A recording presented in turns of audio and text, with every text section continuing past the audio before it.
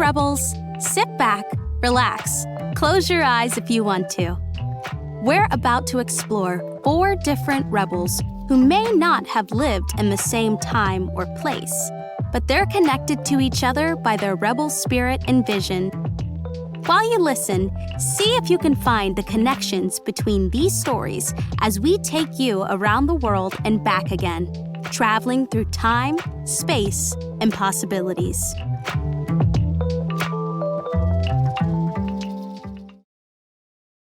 First, we travel back in time to ancient Egypt to meet a pharaoh who history tried to erase. Hatshepsut. Long before Cleopatra, a woman ruled Egypt for 25 years.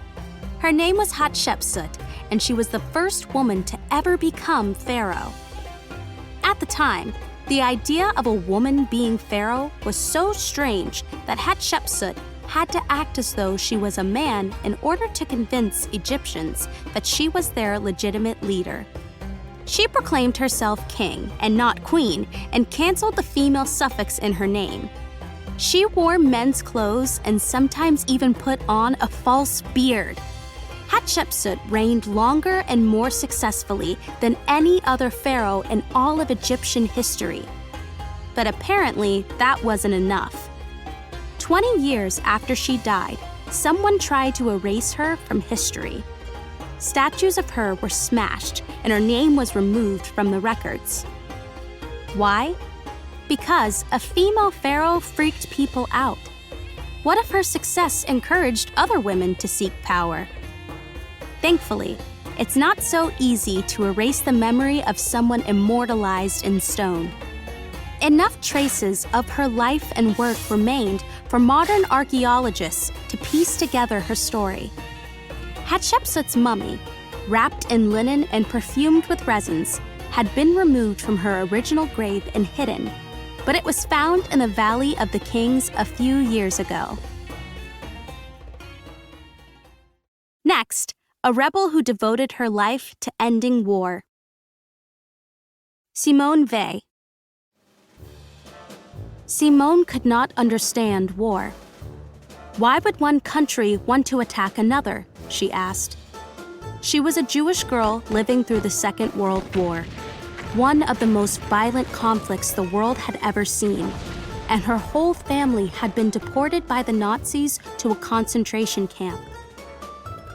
By the time the war came to an end, Simone had lost her mom, her dad, and her brother. She had witnessed so much injustice that she felt a great urge to do something about it. She studied law and became a judge in France. Simone got married to a man who worked in aeronautics. One day, the French president visited their home to ask her husband if he would like to join the government. By the end of the president's visit, it was Simone who was offered the job. She became the health minister in the president's cabinet. When France and other countries decided to unite their citizens in the European Union, Simone ran to become a member of the European Parliament. She won and even became its first president. As president, Simone focused on reconciliation, even when that meant working with Germany, whose Nazi regime had once caused so much pain to her people. But she knew war was not, and had never been, an answer. She believed that peace and justice were worth fighting for. Simone thought that was what the European dream was about, and she devoted her life to it. The idea of war was for me something terrible, Simone Weil once told a journalist. The only possible option was to make peace.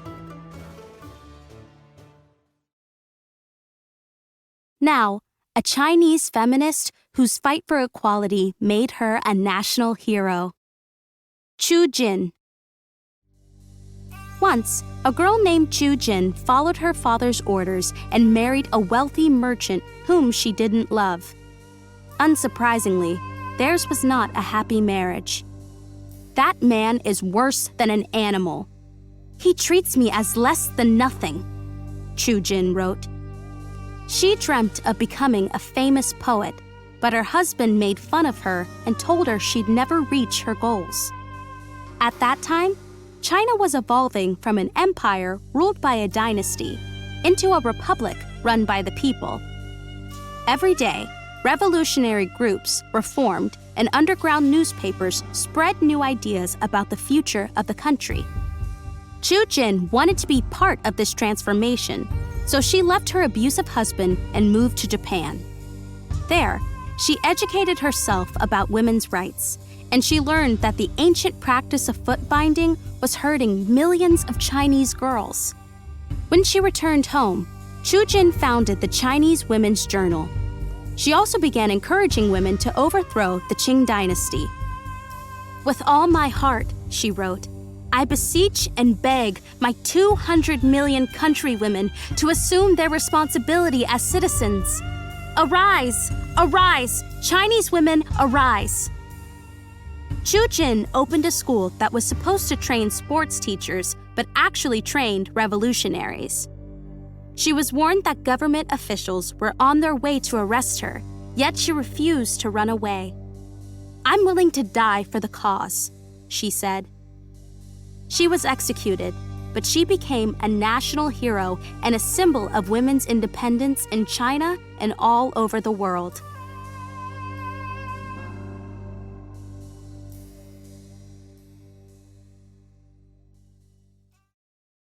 Our final story is of a woman from Guatemala who refused to step aside when her people weren't being treated right.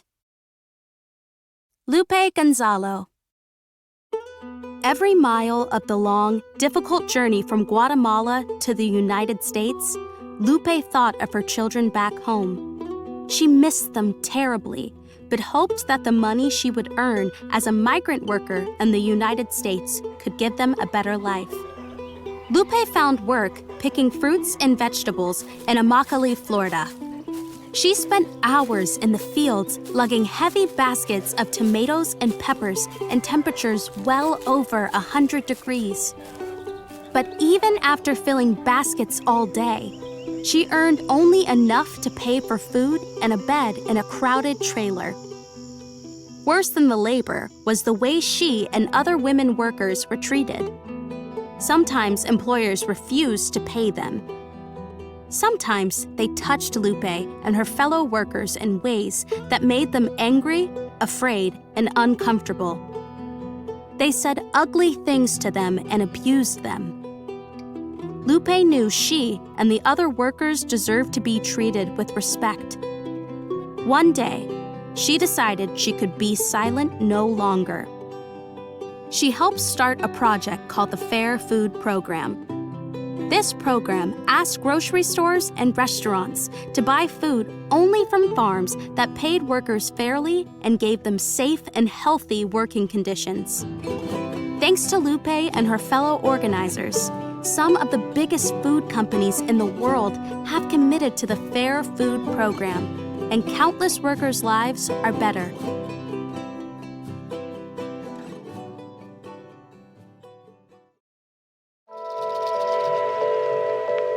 So, did you figure out the connection? Think for a moment.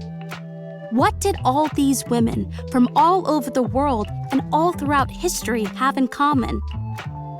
They were all leaders. They inspired people to work hard, to think differently, and to treat each other with more respect.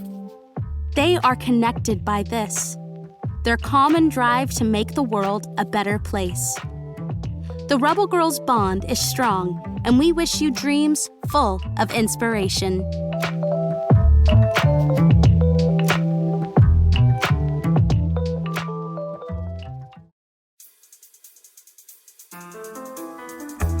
This podcast is a production of Rebel Girls. It's based on the book series Goodnight Stories for Rebel Girls. This story was produced by Robin Lai, with sound design and mixing by Craig Billmeier and Robin Lai. It was written by Katie Sprenger. Fact-checking by Joe Rhatigan. Narration by Erica Durham. Original theme music was composed and performed by Elettra Bargiacchi. Thank you to the whole Rebel Girls team who make this podcast possible. stay rebel.